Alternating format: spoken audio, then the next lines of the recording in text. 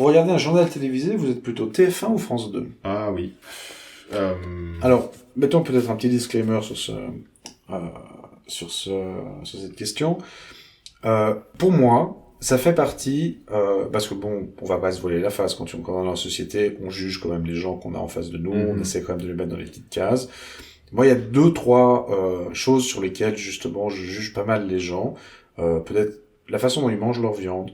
Si c'est des personnes qui aiment leur viande trop cuite, j'ai toujours eu un problème. Et c'est toujours vérifié par la suite. C'était des gens un peu bizarres. Les gens qui dressent trop leurs chiens. Ceux qui portent trop... Ou pas assez. Vous voyez, mais ça veut dire deux choses différentes. Oui, bien sûr. Celui qui le dresse pas assez est plus sympathique généralement que celui qui le dresse trop. Totalement. Tu vois? Celui qui porte trop souvent des chemises à carreaux. Mais c'est des trucs bêtes, mais que tu réalises de manière, voilà, avec l'expérience. Et le journal télévisé aussi, c'est quelque chose qui permet de séparer notamment la différence entre TF1 et France 2. C'est clair. Après, l'autre note qu'il faut faire aussi, c'est que plus personne ne regarde le journal télévisé. C'est vrai. Et que justement, la seule raison de cette question, c'est pas est-ce que tu regardes le journal télévisé, mais plutôt, qu'est-ce que tu vas nous dire sur toi à travers la chaîne que tu regardes. C'est exactement ça. On pourra regarder. Moi, j'ai commencé par répondre à la question. France 2. C'est bien. Moi, très bien. Mais c'est pour ça qu'on s'entend bien. Hein. J'étais sûr que tu allais pas répondre. Alors, maintenant, c'est là que ça devient intéressant. C'est qu'est-ce que ça veut dire? Quel message on envoie quand on dit je regarde le journal télévisé de France 2? Ça veut dire, à mon sens, ça veut dire qu'on préfère justement le service public à une entreprise privée. Ça veut donc dire aussi qu'on a peut-être moins une image de la façon dont l'information doit être donnée comme étant juste quelque chose qui vient justement d'une entreprise, peut-être plus la voix de la Pravda, on est d'accord, mais voilà, ça veut dire on accorde plus d'importance, je pense, à l'État si on regarde France 2 que si on regarde justement TF1. Il y a aussi une idée, c'est un peu con, mais c'est quand même vrai, c'est la manière dont on voit l'information. Moi, ça m'a toujours marqué. Le journal de 20h, c'est quand même assez glam. Assez impressionnant. Tu vois, le générique du 20h de TF1, c'est des gros violons, il y a des tambours, il y a des effets spéciaux, c'est joli, c'est beau, et c'est genre quelque chose qui est censé être un show. On a Patrick Poivre d'Arvor qui fait sa star, ou Claire Chazal qui est belle, qui est élégante et tout ça, nanana, et c'est... Et puis en fait, non, parce que moi je préfère Pujadas, avec sa coupe de cheveux de merde, qui finalement offre quelque chose de beaucoup plus sobre. C'est ça. Et pour moi, c'est voir l'information de manière plus sobre, plus posée, plus rationnelle, plutôt que voilà, il y a un côté émotionnel dans l'information de TF1 qu'il n'y a pas dans le 20h. Et moi, je le vois aussi chez les gens, c'est-à-dire que les gens je pense que les gens, par exemple, qui regardent le 20h de TF1 sont des gens qui réagissent à l'info avec beaucoup plus d'émotion.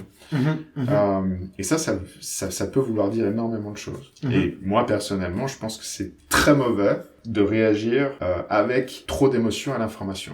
Oui, si on part du principe que l'information qu'on te donne va participer au fait que tu sois capable de faire un jugement, de prendre une décision, peut-être en vue d'un vote, ou en termes de ce que tu vas penser, ou des choses comme ça. En effet, si tu es capable d'évacuer un peu quand même le côté émotionnel et qu'on te donne des choses qui sont peut-être plus sobres, c'est plus à rechercher en fait. Ça t'aide à voir l'information de manière différente, ça t'aide à la traiter de manière plus efficace, de manière plus posée, et ça permet d'avoir un point de vue sur ce qui se passe dans le monde qui est moins émotionnel, moins... Et aussi, en plus, je sais pas ce que t'en penses, mais par exemple, moi, je me suis fait cette réflexion l'autre jour. C'est que, donc on est en Suisse, quand on y pense, proportionnellement, on s'intéresse assez peu à ce qui se passe dans notre pays, vis-à-vis de ce qui se passe en France, et de ce qui se passe dans le monde. Non. C'est discutable, je parle d'accord. Pour moi, en tout cas. Oui. Et c'est assez drôle parce que finalement, tu pourrais te dire, finalement, en fait, toute ma vie, j'ai lu, j'ai accès à l'information qui me entre guillemets, qui ne me concernait pas au niveau national, voilà. Qui me concernait pas directement. Même si bien sûr, je suis préoccupé par tout ce qui se passe dans le monde et que les choses qui se passent au niveau européen, au niveau américain, au niveau chinois, etc. Tout est lié. Mais c'est assez drôle parce que justement, c'est ça aussi. Quand le Covid est arrivé, eh ben, pour la première fois, il y a quelque chose qui fait partie de l'actualité, qui s'est passé et qui concerne directement presque tout le monde. Et moi, un des premiers trucs qui m'a marqué par rapport au Covid, c'est au-delà des faits et de la pandémie dans laquelle on est encore, de la pandémie qui a encore lieu aujourd'hui. On s'enregistre en avril 2021. Oui, exactement. C'est pour les extraterrestres qui nous écouteront dans 2000 ans. C'est ça. Les futurs historiens qui se font chier. Exactement. Et j'ai perdu le fil. Ah oui, non, et c'est ça. Et j'étais choqué. Et pour la première fois, c'était concret à quel point les gens réagissent de manière émotionnelle à l'actualité et à quel point ça influence la manière dont les gens se comportent, se ressentent. Incroyable. Et pour la première fois, j'ai vu à quel point l'actualité et les médias ont une influence assez radicale et directe sur le comportement des gens. Oui. Et quelque part, ça m'a presque fait peur. Et de nouveau, les gens ont eu pas peur du tout, selon leur manière de voir les choses, leur idéologie, leur vécu. Mais les médias ont un rôle extrêmement important à jouer là-dedans, ont eu un rôle extrêmement important. Et pour moi, les gens qui pètent des câbles, ou les gens qui ont vraiment très peur, ou les gens qui ont vraiment pas peur du tout, je le lis directement au bombardement médiatique du Covid et à la manière dont justement beaucoup de médias ont traité ça justement de manière extrêmement émotionnelle, extrêmement sensationnelle, et ça j'aime pas. Et ça c'est un truc pour moi qui est un truc TF1, tu vois. Voilà. L'aspect un peu sensationnaliste comme ça du traitement de l'information. Ouais. C'est vrai, pour avoir vu un peu les différences aussi en termes de communication, mais cette fois-ci gouvernementale, notamment la crise du Covid, c'était quand même assez incroyable de voir qu'en France, tu avais toujours un pupitre avec un bonhomme, avec un drapeau français et européen derrière, sur un fond bleu, avec crise Covid-19, ou je sais pas quoi, qui t'explique des trucs. Voilà, il te parle. C'est lui qui te parle. Là où en Suisse, tu avais 6 ou 7 personnes, des gens de la société civile, un militaire, un conseiller fédéral, l'équivalent d'un ministre en réalité, et il y avait tout un parterre de journalistes, enfin un parterre, qui respectaient les distances sociales, évidemment, qui posaient des questions. Et non seulement ça, mais aussi le fait que, comme la Suisse est un pays qui a plusieurs langues nationales, on parlait tantôt français, allemand, italien, et les personnes justement répondaient directement à des questions. Il y avait très peu, ou beaucoup moins, de discours préparés, d'éléments de communication. Il n'y a pas eu de spin doctor vis-à-vis des intervenants suisses. Là où tu voyais en France quand même, c'était quand même très préparé. C'est-à-dire, il y avait vraiment il y a eu certains mots qui sont revenus très vite. Vous sentez que voilà, c'était cette direction où on voulait aller. Et c'est vrai que c'était vraiment, je sais pas, c'était très parallèle, et il y avait peut-être eu une plus grande prise de conscience rapidement en Suisse on peut dire de la gravité de la situation, et une plus grande adhésion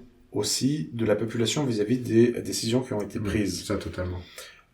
Et justement, moi, je pense que ça appartient beaucoup à la méthode dont ça a été fait. C'est-à-dire, quelque part, on mettait le citoyen ou le résident dans une position où il était capable d'être au milieu du processus de décision. Ouais. Et on le responsabilisait aussi. C'est ça. C'était moins basé sur des interdictions, sur des lois, sur des couvre-feux, sur des choses comme ça. Non, c'est vrai. Et l'image des points presse français vis-à-vis de Suisse, c'est vrai que, en fait, la France, c'est un peu le TF1. C'était un peu ça, et puis la Suisse, c'était le France 2. C'est assez marrant. Mais bon, aujourd'hui, plus personne regarde le 20h. Mais c'est vrai que ces différences-là qu'on vient d'énumérer, elles sont encore là parce que selon les réseaux sociaux ou selon ton abonnement aux journaux que tu lis, tu vois la manière dont c'est traité. Enfin, tu vois. Alors déjà, les réseaux sociaux, de manière générale, il y a du clickbait, il y a des algorithmes qu'il faut faire en sorte que c'est ce qui va être le plus partagé, c'est ce qui va être, et donc par conséquent le plus sensationnaliste, le plus effrayant, le plus choquant, le plus ci, le plus ça. Puis là, on est dans du TF1 fois 1000. On est dans le système américain, en Et puis, on a de 3 médias qui ont l'air d'être qui sont un peu plus posés aussi et non c'est assez intéressant. Oui. Ouais. C'est vrai que pas tout le monde a la même expérience ensuite du réseau social. Il y a des gens qui vont choisir justement d'avoir des canaux, on va dire, très officiels ou des choses très réfléchies qui viennent vraiment d'une rédaction ou d'une agence de presse. Il y a des personnes qui vont choisir des méthodes, disons, un peu plus alternatives d'information. Mais je pense que ça a aussi un effet après de plus grande polarisation. C'est-à-dire, mis à part ça, les choix éditoriaux entre TF1 et France 2, il y en avait, mais c'était pas des choix, disons, c'est des choix assez minimes. C'est-à-dire, voilà, la fête de l'œuf dur au fin fond du Larzac pour TF1, et puis la reconversion d'une aciérie en loft sur France 2, tu vois ce que je veux dire. Et qui plus est, c'était un travail journalistique en plus. Exactement, il y avait quand même des gens qui avaient dépêché sur place, on avait écrit des textes, on avait pris des images, enfin c'était actuel. Là où aujourd'hui, la personne qui va écouter du Breitbart toute la journée dans son pick-up et la personne qui va, au contraire, je sais pas, moi, suivre un truc au bol France Info ou le Wall Street Journal ou Bloomberg ou n'importe quoi, les avis vont être à ce moment-là beaucoup plus tranchés. Bien entendu. Il y a on assume beaucoup plus sur Internet une vision politique de l'information, là où à la télévision, notamment à la télévision française, ou même suisse aussi, hein, on s'est toujours dit justement que voilà, il fallait éviter des choix très partisans, des choses comme ça. Le problème, c'est que comme vraisemblablement on est des animaux qui vont rechercher la simplicité, on va souvent, en fonction de nos préférences politiques, aller vers un média, tel ou tel type de média qui va en fait te conforter dans ton opinion. Quelque part, c'est un peu une opposition à avoir un débat après qui va être juste sain, rationnel, entre les individus, parce que chacun s'est mis des œillères, en réalité, s'est enfermé dans une vision de l'information et se laisse pas la possibilité de changer d'avis. Moi, je pense que c'est un très bon facteur explicatif de, par exemple, l'accession de Trump au pouvoir aux États-Unis ou de Bolsonaro au Brésil, des choses comme ça. Je pense que dans les questions, faut se poser maintenant et que les nouvelles générations doivent se poser maintenant, c'est vraiment absolument, totalement incorporer cette idée d'ouverture d'esprit. Parce que c'est la seule manière de lutter contre cette manière qui devient prédominante d'accéder à l'information. Parce que comme tu l'as dit, on va vers le plus simple et malheureusement ce phénomène est accéléré mais à la puissance 1000 à travers les réseaux sociaux. Je sais pas si t'as vu le documentaire de Social Dilemma sur Netflix. Non, je l'avais vu. Je le recommande fortement, je le recommande à tout le monde. C'est un documentaire qui, pour résumer, explique les algorithmes de suggestion sur les réseaux sociaux. Et en fait, on réalise que ces algorithmes-là fonctionnent selon tes préférences, parce que l'idée, c'est de te vendre des trucs que tu aimes bien. Oui. Et ça crée ce qu'on appelle des rabbit holes. Et c'est vraiment, c'est affolant quand tu vois la chose, parce que en fait, je m'appelle Mike, je vis dans le Midwest, dans les États-Unis, et j'aime bien Breitbart News. Et j'ai tendance à penser que que Obama c'est un alien, que ci, que ça. Et ben, de manière générale, je vais chercher des choses un peu complotistes, ou chercher des choses qui sont très à droite, ou chercher des choses où j'ai peur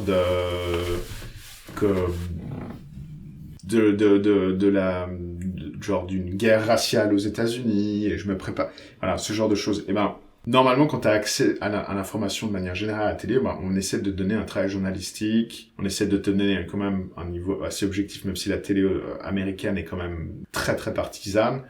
Mais le problème, c'est que quand tu te renseignes sur Facebook ou sur Instagram ou whatever, Facebook va te suggérer que des choses que tu regardes.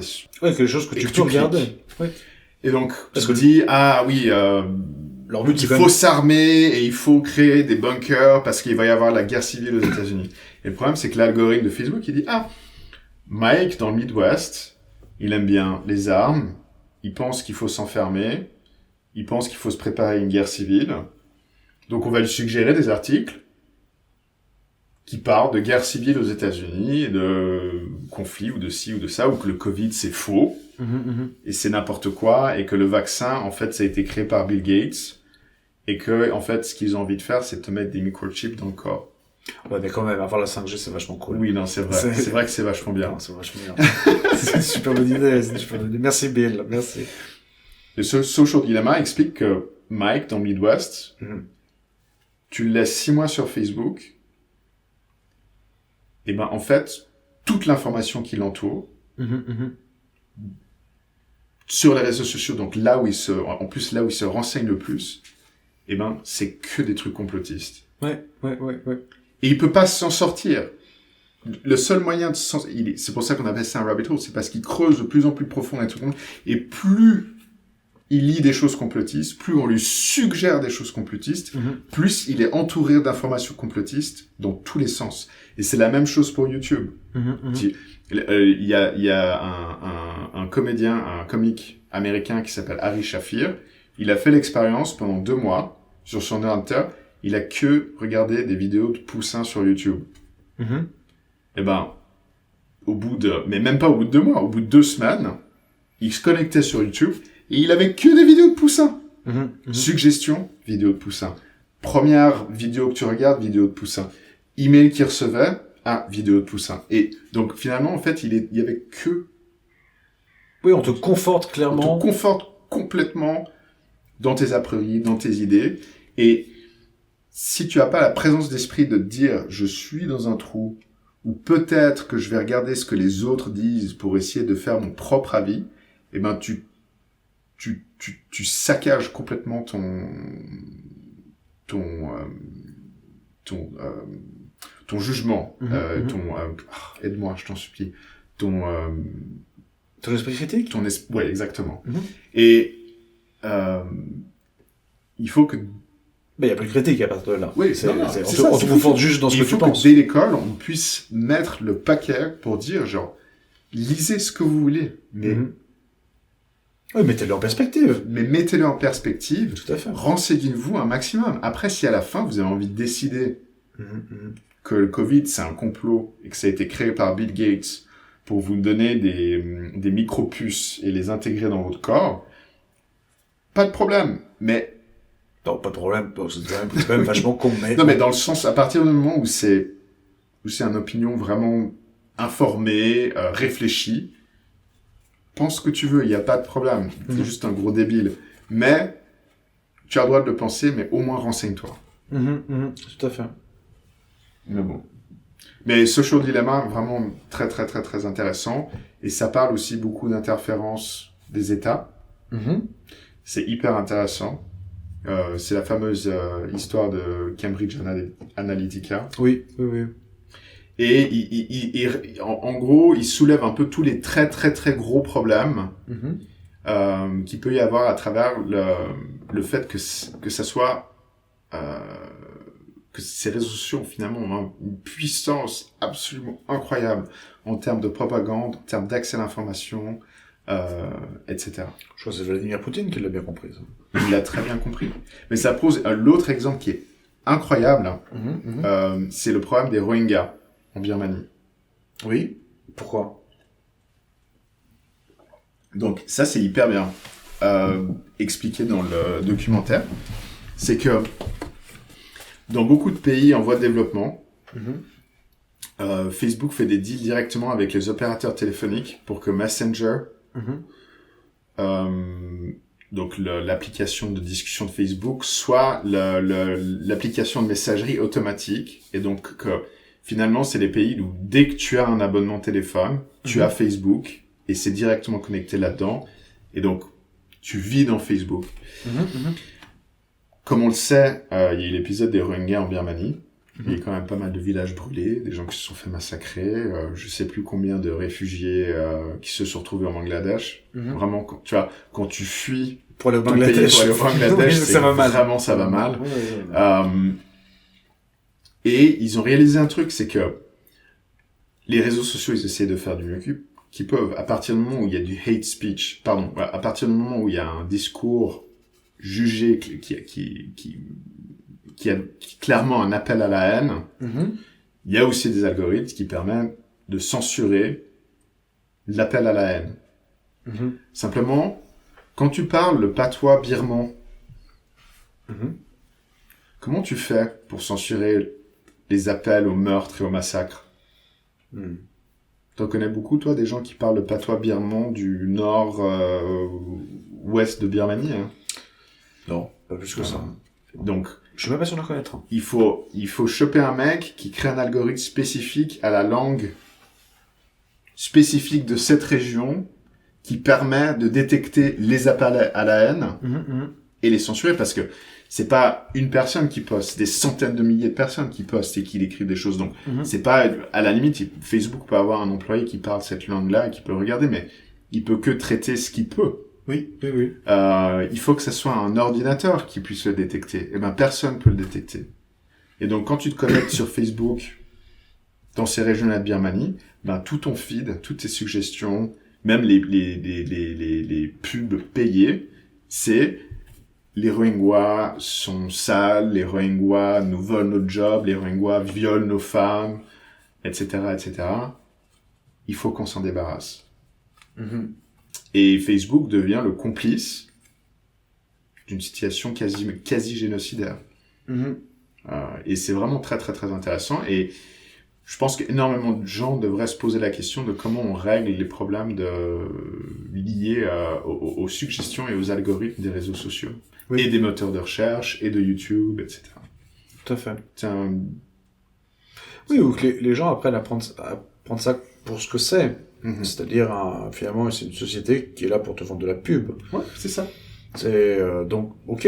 Après, si tu es capable de pouvoir un peu te marrer en regardant une vidéo drôle, pleurer en regardant une vidéo triste, discuter avec mamie qui vient d'apprendre comment utiliser, etc.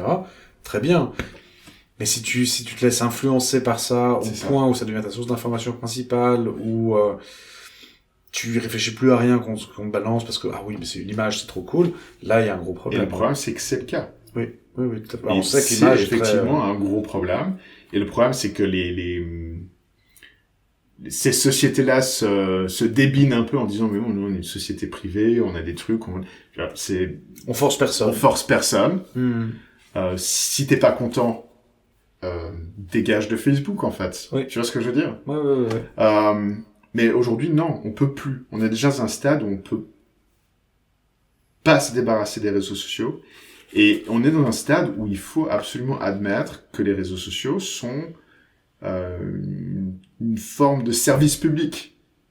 Je sais pas comment expliquer ça, mais une forme de... C'est drôle d'image, ça. Une société privée devient un service public. Non, mais il faut qu'ils acceptent cette part-là qu'ils ont dans la vie des gens. Quelque chose d'essentiel, quelque chose de... Voilà. Qu'ils aient une responsabilité. D'incontournable, où il faut responsabiliser les personnes qui sont à la tête de ces entreprises. Ça va être très intéressant. Je pense qu'il va se passer énormément de choses dans les prochaines années à ce niveau-là. Oui, enfin, aujourd'hui, j'ai l'impression qu'on essaie de créer une sorte d'arsenal juridique qui vienne un peu entourer, et en termes de fiscalité, en termes de contenu, en termes d'algorithme, justement, les GAFAM, et de voir justement qu'est-ce qu'on peut faire, comment est-ce que les États peuvent encore un peu contrôler. Je suis entièrement d'accord. Ça pose quand même de grandes questions. Mais c'est vrai que c'est au même titre, c'est toutes ces questions nouvelles, c'est comme sur le transhumanisme, c'est comme ces choses-là, c'est vraiment des problématiques du 21e siècle, quoi. C'est ça. Et ça inquiète beaucoup de gens. Moi, ça m'inquiète pas plus que ça, mais c'est vrai que quand on n'a pas la solution, et quand il n'y a pas de précédent, tout de suite, c'est... Mais, justement, réfléchissons, essayons, peut-être qu'on se trompe, peut-être qu'on se trompe pas, regardons tous ensemble ce qu'on peut faire. Mais pour moi, il faut faire quelque chose. Oui, tout à fait. D'accord.